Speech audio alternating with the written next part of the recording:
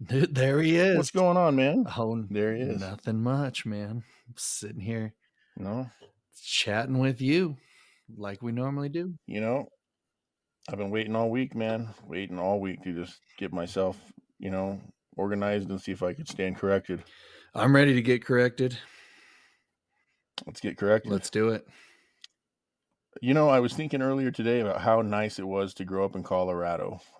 As much as I bitch about the state and the weather we get here, as crazy as all that is, it's still always going to be home for me. Oh, I agree. I agree. I mean, we grew up in a place where nobody wanted to be here.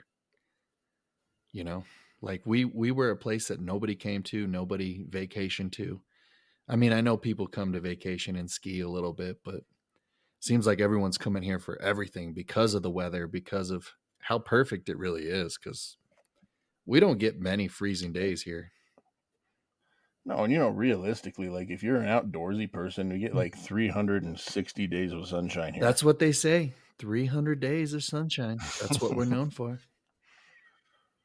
But no, I mean, and it's beautiful.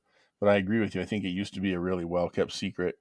Um, if you can get past the climate and the crazy weather phenomenon that we have Yeah, here, but and now the secret's out, and people know it. You know, people know it. What were yeah, and we're I was going to ask what what what were some of your things growing up that you liked about finding in the state? we always did a lot of camping when I was a kid growing up here. Colorado native, but we did a lot of outdoors fishing, hiking, hunting, camping. Did a lot of boating. Spent a lot of time out east on the lakes out there in the farm country. What did you hunt? I've been a lot of elk hunting.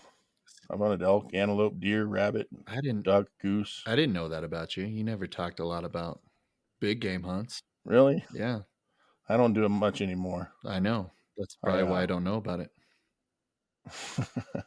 yeah, I couldn't. I just can't see it, man.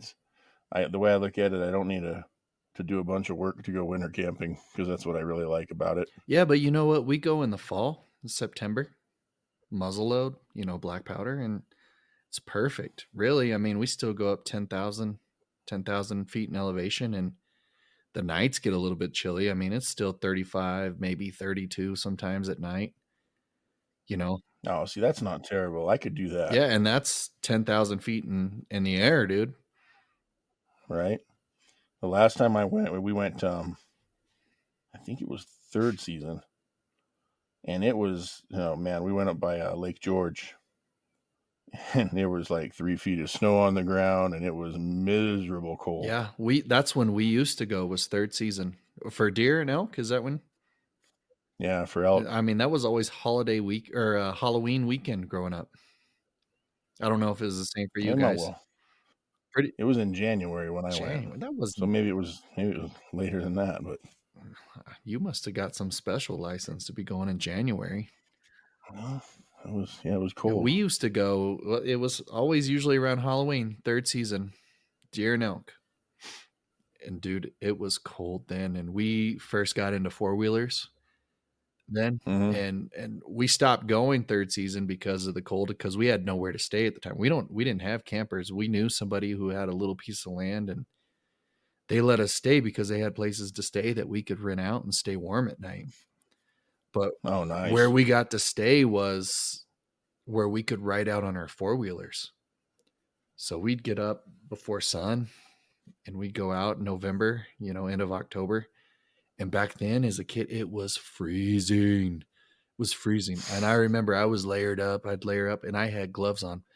And by the time we got where we were going, my hands were icicles. That I had tears in my eyes coming down, frozen to my face, dude, at the time. And that's how cold it got back then. Oh, I believe that, every bit of that. I remember hiking up a ridge line at like 4:30 in the morning one day and thinking, why am I doing this?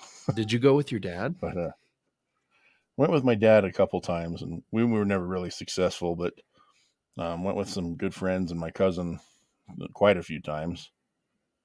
I was able to get a cow elk out of there, and all the other. I never did shoot a deer, but I did get an antelope out east. Well, see, you should come with us and just try and get a deer one black powder season, man. I might just come along for the fun. Yeah, pack your camper up. I'll come up there and camp. I'll be camp host. I'll do the cooking. Yeah, at least yeah, come hang out. It's 3-4 days on the weekend. Yep, absolutely. But those were that's something I grew up doing too. Every weekend. And what were some of your favorite parts of the state seeing growing up? Growing up, I liked it all really. It's a lot more scenic up in the mountains in the western slope than it is out east. Um, a lake's a lake out east. It's Oh, just hot and kind of barren out it's there. terrible out east. I'll say that. I don't if I'm going somewhere, if I'm going east, I'm hunting birds. That's about all I'm going east for. That's it. Did a lot of boating and fishing with my grandfather down at Blue Mesa Reservoir outside of Gunnison there, and that was always fun. I always liked that. Yeah. Blue Mesa is a cool lake.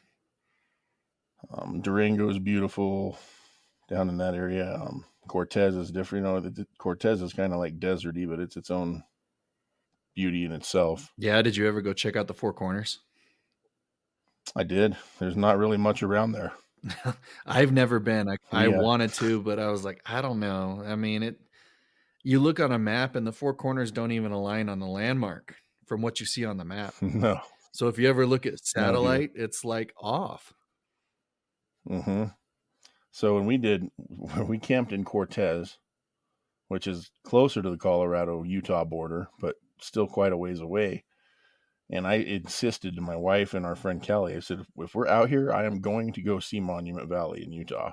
It's just going to happen. I mean, I'm driving out. If it's 3 hour Now, drive, is I that don't the care. Forrest Gump run? Yeah, that's where he's running down the hill in the desert with the red rock Yeah, monoliths. that is an iconic view.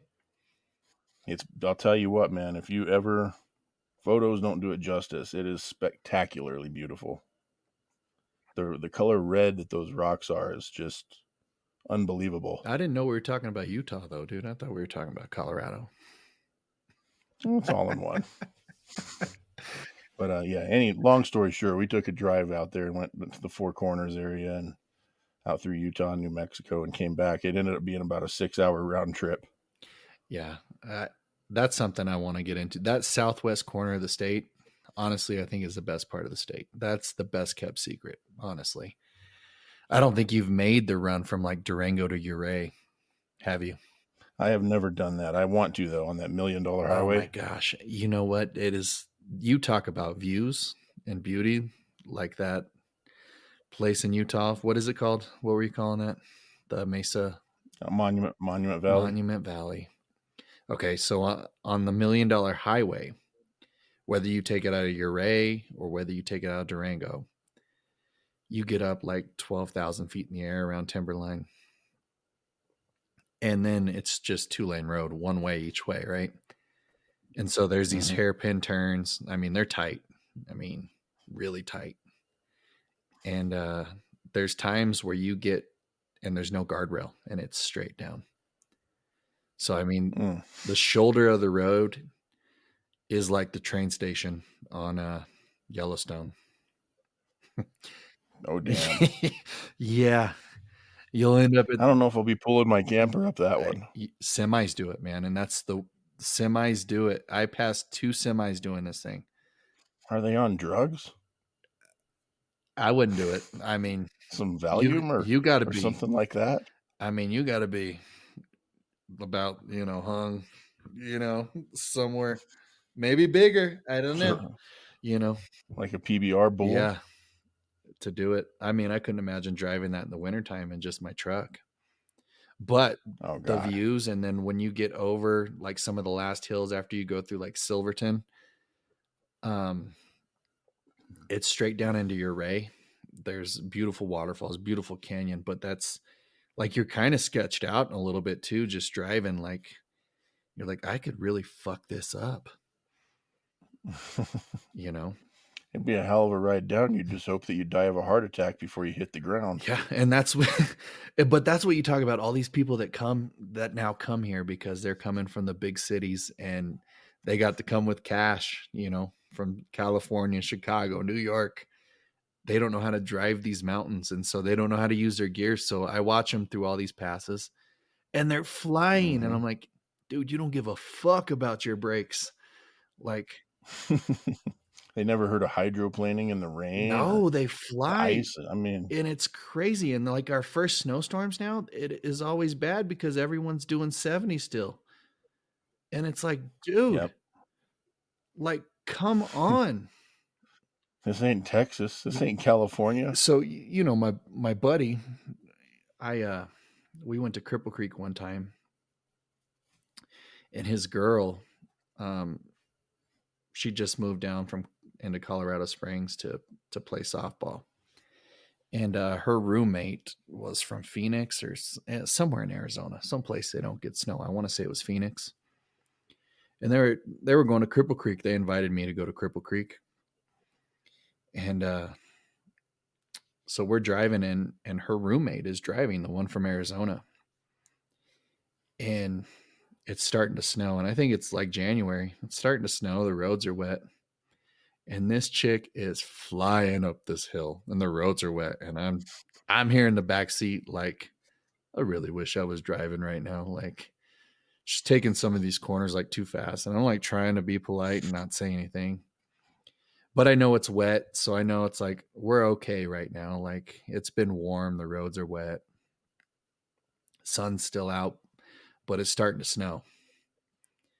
And we get into Cripple Creek, door thing, come home, the snow's falling. So she's driving the same way out. And the way out of Cripple Creek, you come, up those switchbacks out of Cripple Creek. You know what I'm talking about? Mm-hmm. Then it kind of flattens out for a little bit, and you got the turns to like the state park and the KOA that's right there. You know where I'm talking. And then it starts to work back Yeah, right down. there on that sharp corner. Yep. And then it starts to turn down right back into the mountain, and you work your Mm-hmm. way down. And then there's this, I think it's like an elk sign. And she rolls up on somebody and hits the brakes, and we hit a piece of ice. And I'm like, oh, fuck. Brakes are locked, and we're just sliding, dude. And thankfully, there was an embankment of snow about up to our knees that the car just slid into on the right. And it just stuck us. It stuck us, like, thankfully. And so she's Yeah. she's like in shock at this point because she's never seen snow, never driven on snow, doesn't know what to do. And my buddy and I, we get out of the car, and we step out in the snow, and we're up past our knees in snow, bud. And we're like, fuck, what are we going to do? Like, we don't know how we're going to like get out of this. And there's no cell phone service in that canyon, you know? And thankfully these dudes Mm-hmm. came up and saw us, and they slowed down, and they had some tow straps, and they pulled us out. And they looked at me and they go, "You're driving home." And so I drove and got us out. But that's what happens with all these people that you watch now. Like, I was out driving this last snowstorm. We talk about doing Lyft and Uber, and that's what I was doing. And I was like, I see all these people, they're just flying at 65. And I'm like, Oh I'm yeah. not even going to drive. I'm not even going to risk my car being out here. No, it's not worth it. And it's not the Colorado people, it's everyone else that's never done it. Right. Yeah. And people that move here, that I talk to, they're like, man, people are so nice here. And I'm like, people used to be really nice here, you know? Yep. Yeah, it's definitely changed, man. And that's the one thing that would make me want to consider leaving the state is just the influx of different culture. Yeah. And It's not what we're used to here. it's not like the culture is changing, right? People are getting ruder. Road rage is getting worse. I mean, Yeah. and the people that come here and like, it's so much more chill than New York, Chicago, LA. Well, of course it is. But now you're bringing your shit with you, you know? Right. And Yep. Don't California my Colorado. right. Well, and that's what we were talking about, like before. And I had one of the guys, he was asking me, like, well, I see all these people with Colorado native stickers, and what does that mean? Well, I was like, well, for one, That means you were born here. That's what a native is. You were born. You were born in the state of Colorado. That makes you native. And then Pretty much. but people are rocking these stickers because of who's coming and the environment that's changing with it because you know people aren't nice anymore. They think they're nice, but they're not, and that's what we talk about with the No. speeding, and the road rage. And I mean, even just the I don't give a fuck attitudes, like, those people are not from here. Yep. Yep. Nope. Exactly. And I think we see a lot more of it here in this general area too, because I mean, Colorado's a pretty military. We're the part of Colorado we're in is very military, so we get a lot of different traffic in here from Texas and California, and Yeah, but that part's you always know, been like it. I think like people see it now with Denver growing and all the tech that's coming here. yeah, Like they can get jobs here and then they're moving here for cash because it was so much cheaper. hmm And now they get. no, they sell their house in Los Angeles and buy 3 or 4 houses here, and only have to work a part-time job. Yeah. Yeah, it's nuts, dude. It's nuts, and I mean, we can go on. Like I got talk to people like that all the time. I don't pick up many people that are from Colorado, like when I drive Uber or Lyft. It's very rare. Right? Yeah, it's getting to be unheard of. So and they're like, "Oh, you're one of the few." And you know what they always say is like, "You gotta hate us. You hate us. I know why. You hate us." You know. Yep, yep. And I know you do a lot of Lyft driving, Lyft and Uber, or is it just Uber or both? I started with Lyft. Now I've kind of gone over to Uber, and it's just been a good little switch because there's, they have a lot more to offer on their platform because you can deliver food, you can deliver people, but then also you can deliver packages because people can say, "Hey, I need this delivered to so and so," and then give you a package, and Right. then you're basically getting a ride, but you're not sharing your car with somebody. Yep. And I know when you're doing that, you see like all the ins and outs of the traffic, and how responsible people are. I'm sure I know you were telling me at one point about how some people don't like to use their car seats. Oh my gosh, dude, that is the worst thing right now. I can't tell you, this happens on a weekly basis, and people show up with their kids and they think it's okay to put them in a car without a car seat. And you can tell these kids aren't old enough to sit in a back seat by themselves without a booster, let alone a car seat. I've had them throw 2 year olds or try to throw 2 year olds in a back seat without, they're supposed to be in a car seat, I think probably facing backwards, maybe forward Right. at that time, you know, but it still has to be a car seat and they still have to be buckled in. And they go, "Well, the last person let us do it." And I said, "Well, the last person obviously doesn't know the law. And if something happens, who's going to be liable for that? Because your kid gets hurt in this wreck, right?" Mm-hmm. I had one lady get mad at me and go, "Well, it's only 5 minutes down the street." Well, that's 5 minutes that something can happen. And I go, Exactly. "I'm not doing it. I'm not doing it." And she got mad at me. And I looked at her and I said, "Do you know what I do for a living?" And I said, "It's not this." And I said, "I do something for a living that would require me to mandatory report you if I know you're putting your child at risk in a car without a car seat." Yep. And I'm like, "You can get mad at me, but you're not getting in." And Yep. I can't tell you how much that happens. And the weird thing is like it only happens in certain parts of town. And it's parts of town that just are poor, right? Like I get it. Like they can't afford car seats. They can Mm-hmm. barely afford a car, or just that's why they Uber, because they can't afford a car, Mm-hmm. insurance, gas, whatever it may come, but you still have to protect your kids. If you like your kids, you have to protect your kids. So if you're listening to Right. this, put your kid in a damn car seat. Take care of your kids. You only get one shot at one kid. Yeah. So, and there's some people, don't get me wrong, they're very good about it. They bring boosters, they bring cars, and I help them, like, I mean, that takes time. I don't mind helping people, Mm-hmm. Mm-hmm. you know, but it's unreal that people want to put their kids in cars without car seats. And then they just expect you to flip the bill and accept all the liability of that if something happens. Yeah, like, this is my car. No. Because they're just going to tuck and run. They'll be nowhere to be found. Either that or they'll sue me, you know, Yeah, exactly. because I let Yep. them do it. But like, they're the ones putting their kids at risk, though, too. But, Mm-hmm. um, And then that there would affect your other career too. If you had that on your record, you'd. yeah, because I Phew. didn't report it, right? Like, Yep. Yep. I took an oath for that. Yep. Exactly.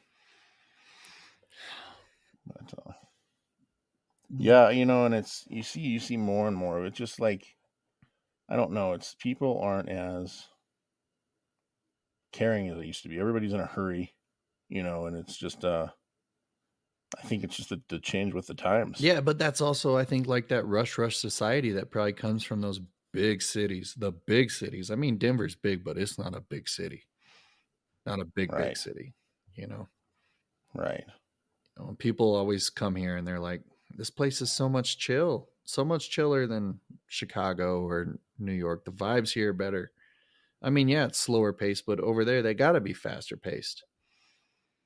I've never been to New York. I don't have any plans on wanting to go, but I've seen enough on TV. It makes me know I'll be okay. I've been there. Yeah, I've been there. I loved it. I wouldn't want to go right now. you went to New York City. Just with the Yeah, I've been there a couple times. Why wouldn't you want to go now? Um, the with the migrant issue that we're having, and then the homelessness and the lawlessness that's going on right there, it's too much right now. I wouldn't feel as safe as I did when I went. You think so? Yeah. I don't just. And then, I mean, when I went was right after 9/11. I mean, the police were still driving around in military Humvees. Oh man, how old were you when that happened? Oh gosh, I was, let's see, that was 01. I was 17, just Were about to turn 18. Were you a junior, a senior? I was a senior, yeah.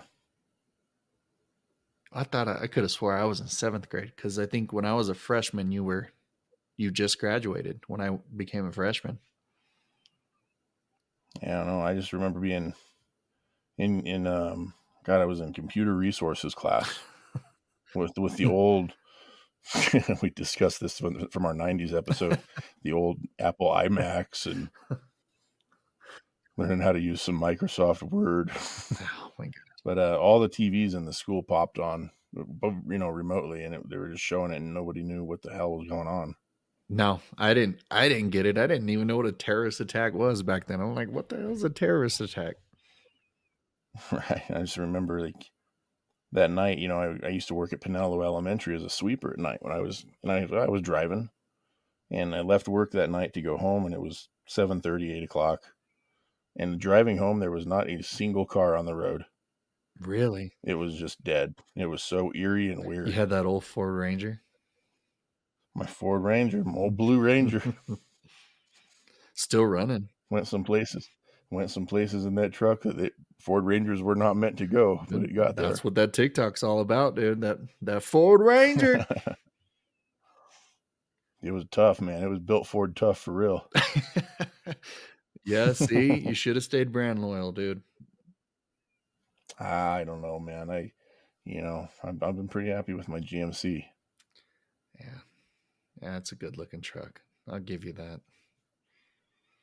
But you know what I was thinking about the other day?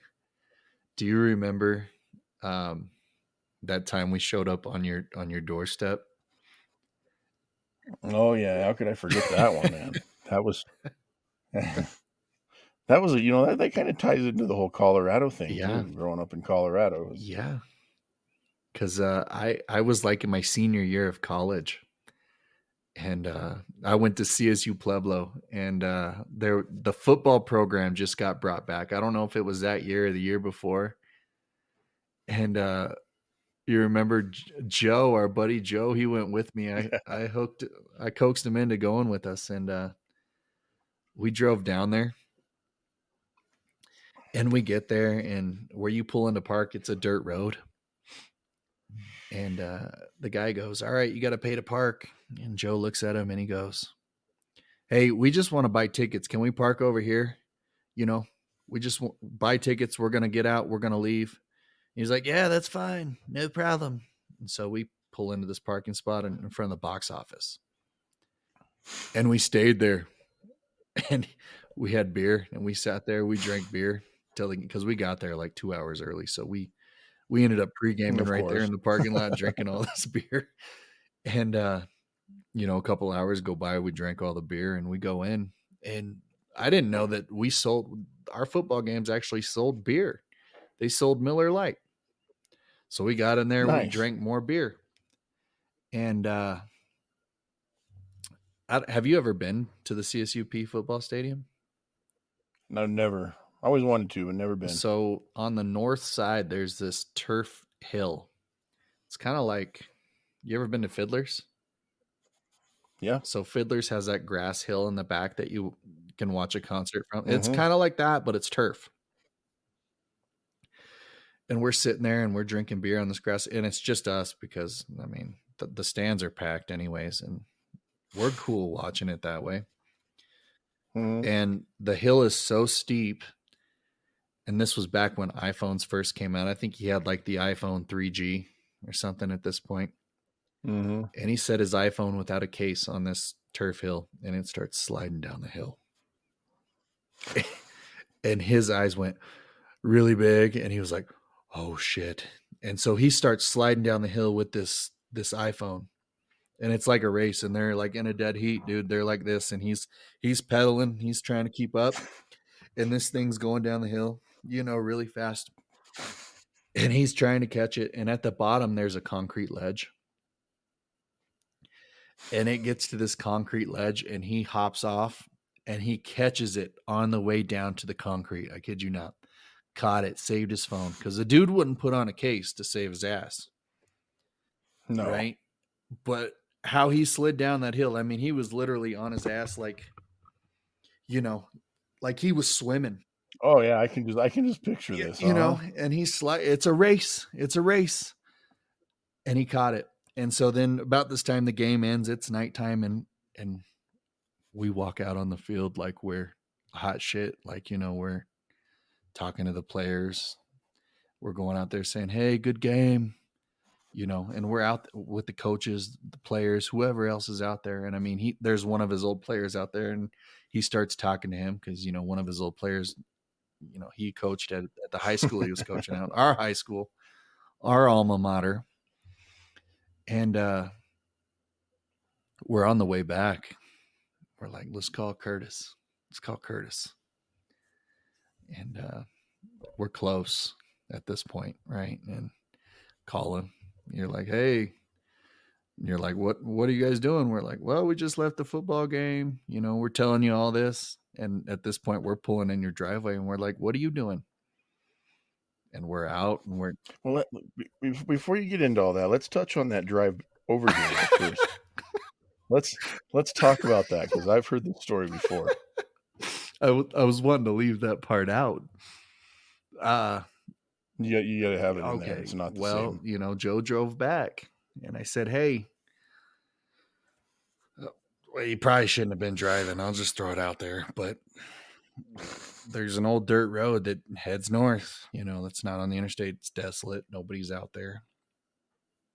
We take that all the way back, and we start getting into town, and there's this two hairpin turns, right? And it's dark. There's no lights. There's nobody out there. And I looked over and I told him, because he's flying, and I said, "Hey, coming up soon." I was like, "I don't know when. There's a hairpin turn." And he goes, "Tell me when." And as he says that, I said, "Now," because it was happening. and it was 290 degrees. You know this turn I'm talking about. You go left Oh 90, yeah. right 90. And they're like that. And you cross as you make that left 90, you cross over the railroad tracks, right 90. And I don't know how we swung that, but if I did not say anything, we would have ended up God knows where. And you guys were in his wife's Acura, I think. Yeah, I think it was a Nissan Altima. Yeah, There you go. Yep. yeah, yep. And then so that's about Okay, so then you made it over here to my house. yep. And literally you have no blinds. I don't know if they were pulled to the side or up, but you could see in your house. And our headlights, I literally watched the headlights go right through your living room as we're on the phone. And we get out of the car and we're not trying to be quiet. And we're like, "What are you doing?" And you're like, "Well, watching this gay ass movie." And Joe's got you on the phone and he's like, "What are you watching?" And what was the movie called? I Xanadu? think it was called Xanadu, Yeah, and maybe. you're like, "I'm watching." It was horrible, horrible movie. If you ever see Xanadu, don't watch it. It was And stupid. yeah, and Joe's like, "Yeah, I've seen this. I've seen this." And you're like, "Yeah, it's terrible." And Joe's like, "Does it have this?" And I don't remember what was happening, but he was giving you the play by play on the screen.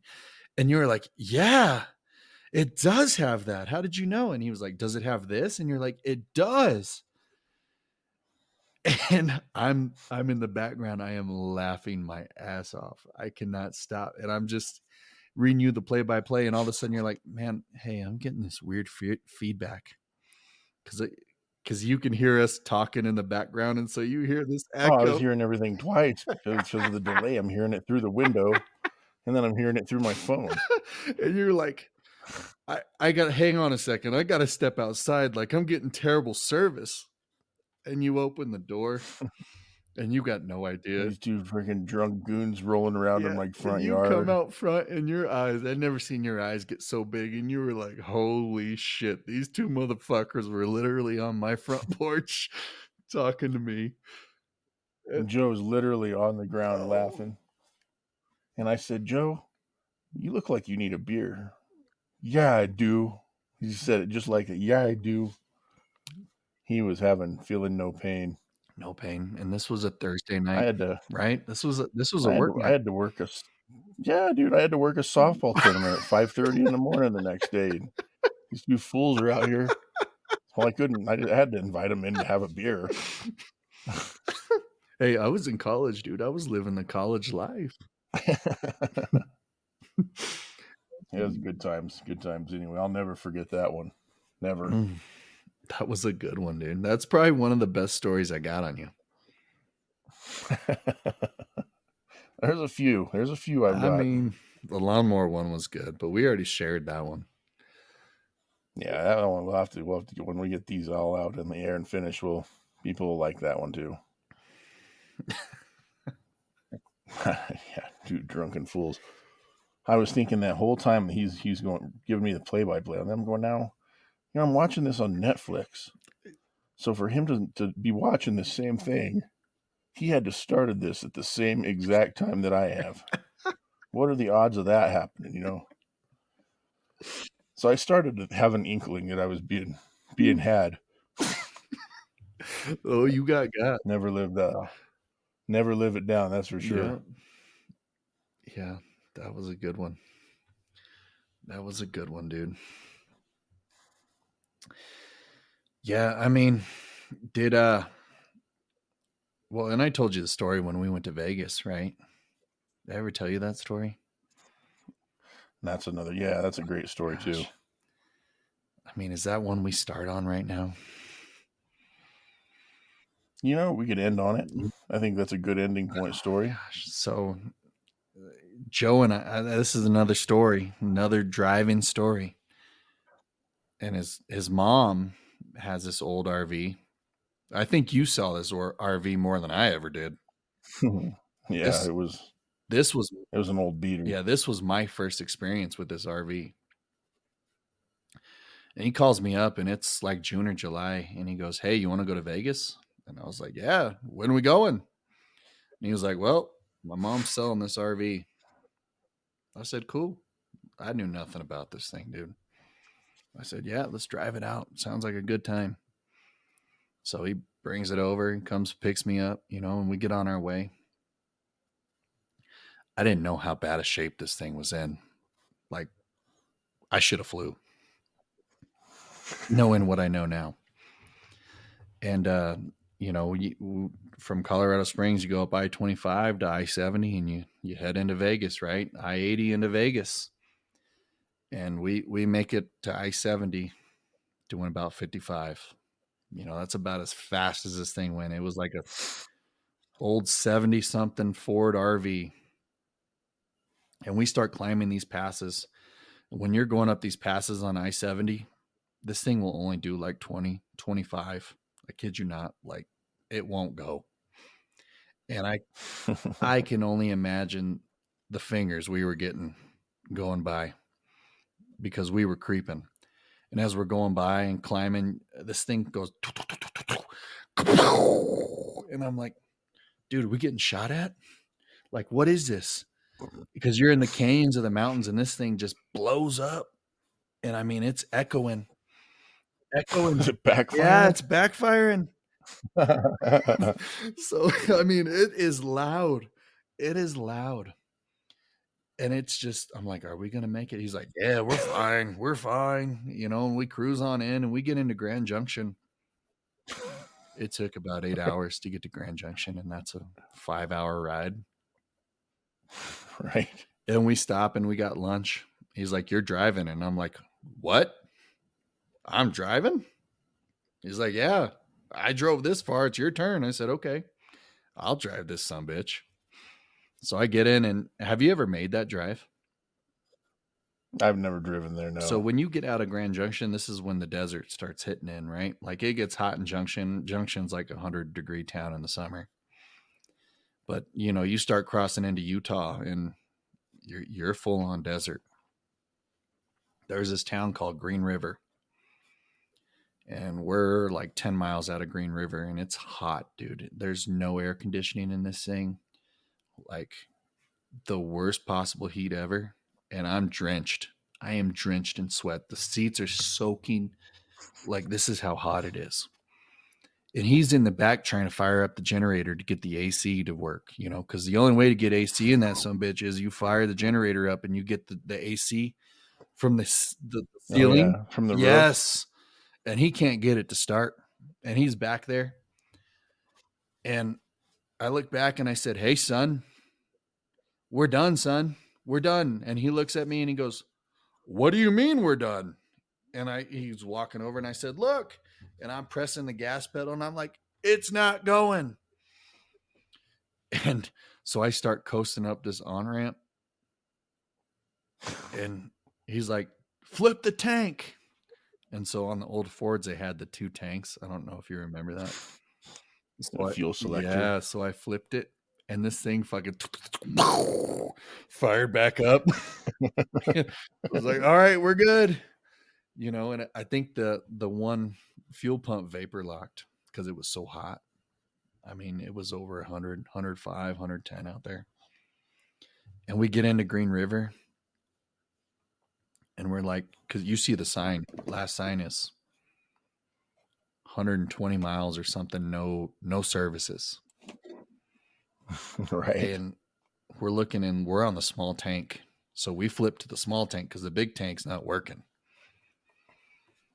And we're trying to do the math. We're like, dude, there's big hills, there's everything, that's gas consuming. And we're trying to do the math like, are we going to make it like on, I don't know, what, 15 gallons of gas, whatever this small tank takes? So I walk into the gas station across the street and I found, a gas jug and we filled that up. It was like 5 gallons. And it was like $40 for the tank, dude. I kid you not. I spent $40 on this spare tank of gas. And we get going on our way, no services, and sun's fading though, finally. It's becoming nighttime. And it's cooled off quite a bit, and the tank works and pulls us through into Vegas, no problems. We get into Vegas like 4 or 5 a.m. And so that day really is the big day. We got to go drop it off that afternoon. You ever been to, well, you've been to Vegas with me in the summer, Oh yeah. and it's 120, 115, whatever it is in Vegas. So we call the guy, say, hey, we're getting ready on our way. And we start heading that way. And it's somewhere close to like Lake Mead area. Mm-hmm. And the weather stripping on the motorhome's kind of falling off because it's so old. And Joe's like, hey, I'm going to find me a place to pull over because we stopped at his sister's house to stay the night. And he's like, just find me a place. And I'm in her car because she gives us a car because we need a ride back this time. There's no Ubers or Mm-hmm. anything back then. And I was like, all right. So I found this casino, I don't know, like 5-10 minutes away from this guy's house. Pull in there. This casino's empty. Fix the weather stripping, trying to make this 1970s piece of shit look somewhat presentable. And we put the weather stripping back on, and guess what? That fucking thing won't start. And it's on that fuel tank that we had trouble with. Oh Yep. God. And so he's like, I can't get it. I can't get it. Try and switch the tanks, but you can't really do it when it's not running, you know? Mm-hmm. So at this point, guy's calling. His name's Dick. And he goes, oh shit, Dick's calling me. And I said, we better let that one go to voicemail right now. I said, let's go in here. Let's let it sit. Let's have a beer. See if it'll cool off. So we go in, sit down, have a beer. And he's like, I don't know what we're going to do. I don't, I don't know.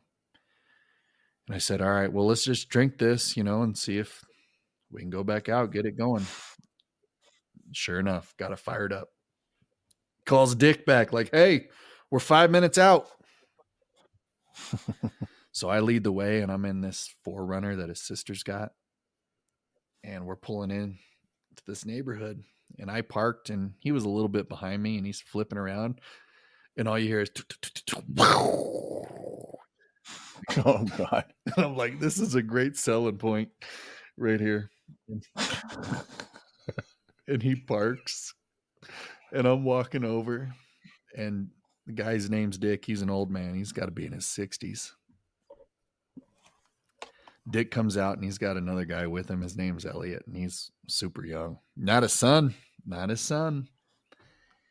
And they come out. Joe gives them the tour. He's telling them everything.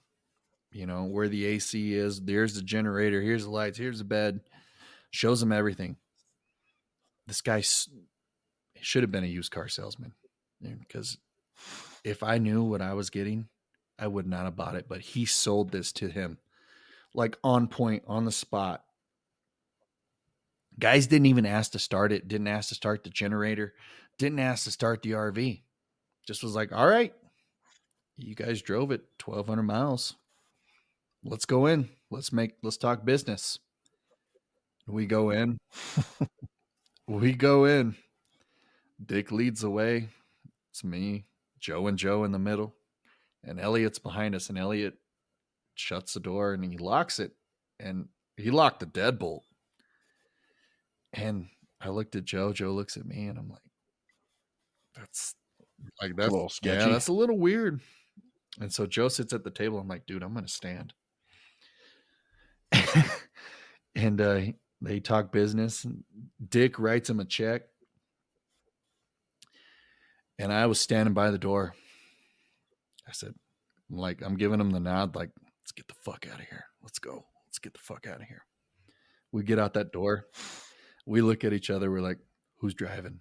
I'm like, I got the keys. I'm like, all right. He goes, drive it like you stole it. And we fucking got the fuck out of there. And so, I never heard that part of the story. yeah. And so we turned around and we got out of there. We sped out of there, man. And the deal was only $800 or something like that. I mean, these guys bought this thing for like $800. Right. And so these guys take it to their mechanic, whoever it is. And I only know this because his sister was a connection to them. And I guess Dick told his sister that he didn't know how we drove it halfway across the country. Really? Yeah. What was wrong with it? What? No, fuck, dude. I don't. She didn't give any specifics. No. But I mean, when One of those adventures, man. yeah, it was like I could just picture half of this too. that was only half of it. I mean, that's not even talking about the nighttime, the fun. So, Oh, I imagine. but we're at the 45-minute mark, pal. So, Yes, sir. I feel like my week's complete now. hey, you get corrected. I'm corrected, man. I feel like I'm standing and I'm All corrected. right. Well, you ready to do it again next week then? Yep. Next week we'll have a whole new show. We'll keep you all entertained. Hope. That's for Yeah, sure. that's the hope, anyways, right? Absolutely, All sir. right, buddy. Well, thanks again, and thanks for all the listeners out there. Yep. We stand corrected. Until next time.